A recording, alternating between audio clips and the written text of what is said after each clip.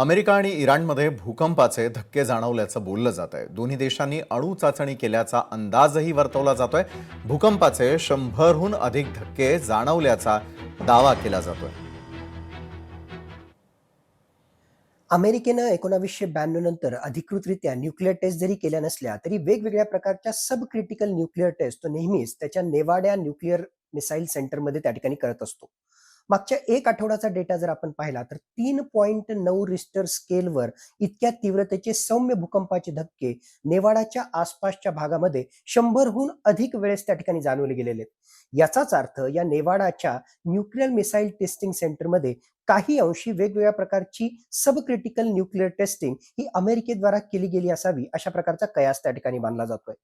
मुळातच अशा प्रकारच्या टेस्टच्या माध्यमातून किंवा वेगवेगळ्या प्रकारच्या बंकर बस्टर बॉम्बच्या टेस्टच्या माध्यमातून अशा प्रकारचे सौम्य भूकंपाचे धक्के जाणवू शकतात। म्हणून एकीकडे जगाचं लक्ष पश्चिम आशियामध्ये इराण विरुद्ध इस्रायल युद्धामध्ये लागलेलं असताना अशा प्रकारे गुप्तपणे अमेरिका नेवाडाच्या त्याच्या न्यूक्लिअर टेस्टिंग सेंटरवर काही डिटोनेटरच्या मदतीनं किंवा न्यूक्लिअर टेस्टिंगच्या मदतीनं स्वतःचं सामरिक प्राबल्य आणखीन वाढवण्याचा प्रयत्न करतोय की काय अशा प्रकारची शंका सुद्धा त्या ठिकाणी दाटपणे समोर त्या ठिकाणी येते।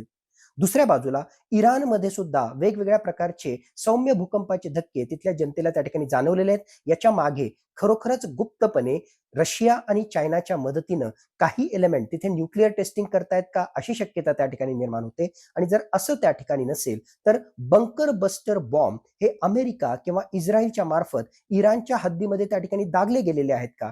2000 पाऊंड पर्यंत एकदम जबरदस्त अशा प्रकारचे हे बंकर बस्टर बॉम्ब अशा प्रकारचं ट्रेमर्स म्हणजेच अशा प्रकारे भूकंपाचे सौम्य धक्के त्या ठिकाणी निर्माण करू शकतात।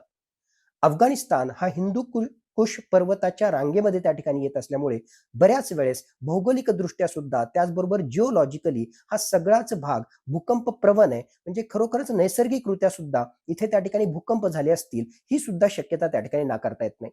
एकूणच जगाचं लक्ष या युद्धाकडे असताना जर खरोखरच अमेरिका न्यूक्लिअर टेस्टिंग करत असेल किंवा गुप्तपणे इराण चायना आणि रशियाच्या मदतीनं अशा प्रकारच्या वेगवेगळ्या प्रकारच्या शस्त्रास्त्रांची जर टेस्टिंग त्या ठिकाणी करत असेल तर नक्कीच येणाऱ्या काळामध्ये हे युद्ध आणखीन चिघळत जाणार आहे आणि याचा परिणाम भविष्यामध्ये जगाच्या सुरक्षिततेवर सुद्धा होऊ शकतो। इराणमध्ये झालेल्या भीषण हल्ल्यामध्ये मृत्युमुखी पडलेल्या 165 निरागस शाळकरी मुलींची अंत्ययात्रा काढण्यात आली। हजारो लोकांच्या उपस्थितीमध्ये पार पडलेल्या या अंत्ययात्रेनं केवळ इराणच नव्हे तर संपूर्ण जगाचं काळीज हेलावून टाकलं, पिळवटून टाकलं। ज्या वयामध्ये हातामध्ये पुस्तकं आणि मनामध्ये स्वप्न असायला हवी त्या वयामध्ये या मुलींना काळानं हिरावून नेलं। शाळेचे गणवेश आता कफन बनल्यात।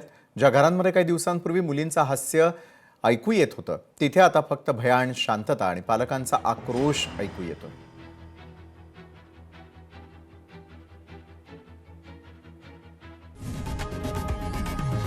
लोकशाही मराठी ऐका, पहा, जागरूक रहा।